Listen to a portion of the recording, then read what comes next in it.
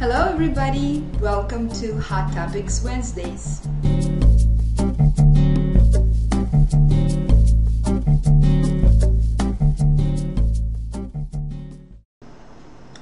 Today's question comes from Colin and Fiona from Australia, who ask, we're teaching high school students, and what are some strategies to engage high school students online? Well, this is a very good question because we've been having several discussions already on how to engage students online in general, but I think of course it's a bigger even challenge with high school students sometimes. So there are very many different strategies for that, of course, but for today's block I want to concentrate on one, and it is gamification in online education. Now, I just want to say right away that I don't believe that we only need to play in school and that there is no room for serious work or for kind of struggle even. I think that, you know, it's good to struggle because that's a learning experience. Every time we grow, we struggle. But what I'm just trying to say that schools often, and I worked in high schools before, look at games as an additional extra work, while games are not fully integrated into the curriculum. So the majority of educators know now that games are great for elementary kids, you know, elementary level kids, because that's the way they learn. Well, when it comes to older age, we kind of think that games are not appropriate. But I really disagree with that. I think games are really fun, but they also have a lot of effective qualities in them.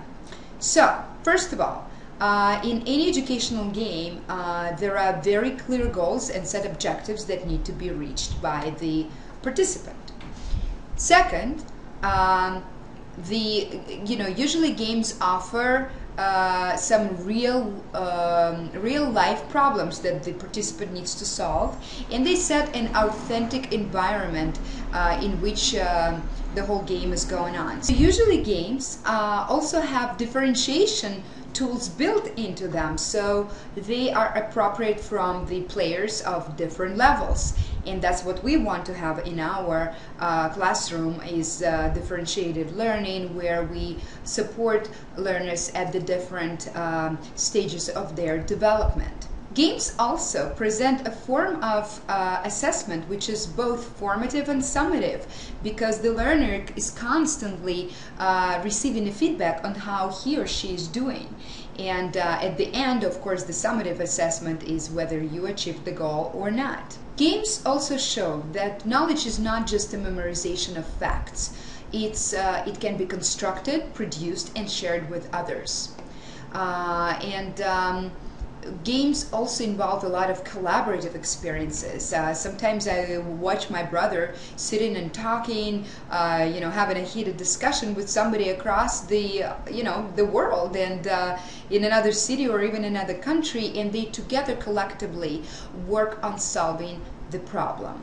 What is really interesting is that the learners themselves set very high standards for each other, and they hold each other to the standards much more than any teacher would in any classroom. Games are also designed so that the participants eventually, through going through different types of challenges, they succeed.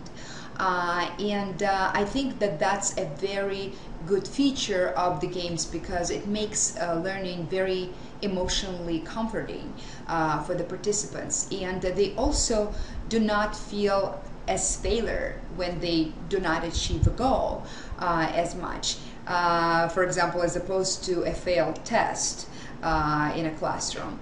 And just in general, just the ability to assume an avatar or some other fictional personality, that creates also a safe environment for the students. Of course, ideally, it would be really nice to hire game developers and design our own games for our classes. However, I understand that it's cost effective, and sometimes we just cannot. I mean, we can Google lots of games right now that are available for different subjects, but you might not necessarily find what you need for your particular class. So for those situations, you can use so-called frame games, which are just empty shells. Well, not empty, they're preset shells where you plug in your information. So there are lots of them available. And also just again, I'm going to send you to my favorite link, which again comes from the field of ESL, because games are really big in foreign language teaching and English as a second language teaching, again because we're trying to recreate the authentic environment. And I provided a link below this video to the ESL Cafe. There is a section on that website that is devoted to games, and I'm sure that if you browse through different games and see their descriptions, you will find many games that will fit any subject that you teach. I also provide you with an empty shell. It's a PowerPoint game where you just plug in your information, your questions, and you have a ready to go Jeopardy game. And I also provided some other suggestions for you. So games are good, and I really believe that they can bring a lot of engagement into your online class. So now I would like for you to share your favorite games and maybe your resources where you find your free games. I would like to create a mini resource center here under this video. So please share your suggestions below. And if you like this video, please click like. And if you're not on my list, please come on over, sign up to receive timely updates, and also share this video with your friends on different networks. Have a wonderful day and conquer the distance.